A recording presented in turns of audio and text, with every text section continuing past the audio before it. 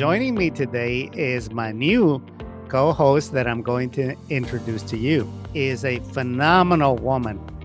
I've told you that we've lived in parallel universes, and just in talking about our past, we have confirmed how there's been parallel lines that we have lived through in our journey to find healing, to find inspiration, to find success, to help others, to help ourselves, and to always be striving to know what is it that I need to know next?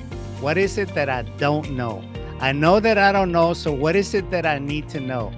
And of course, always having faith that whatever it is that we seek is going to find us, or we're going to know when it's right in front of us that that's what we've been looking for all of our lives. So without further ado, I introduce to you Leidiana Davila. Leidiana, welcome to Latinos Who Thrive. I'm very excited for all the material that we have and everything that we're going to offer. You don't have any idea what this means to me, to pour out and share with the public all of our experiences and all of the mistakes that we have made in businesses and relationships. So I'm excited to be here.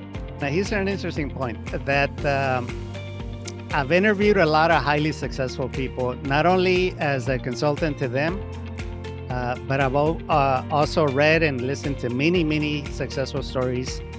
And one of the things that I find fascinating that they say, and I'm going to reference Stephen King, the famous horror author. He said that when he hit his first success with the success of his first book, he said that I didn't know back then that the joy of the journey was more important than the destination. I agree. Because once you reach the destination, once you reach a plateau, you get bored, you get lost, you get distracted, and then you wonder, it's like, where do I go from here? Mm-hmm. And sometimes self-made millionaires think that, well, if I just make $1 million, then I'll be happy. Then I will have made it.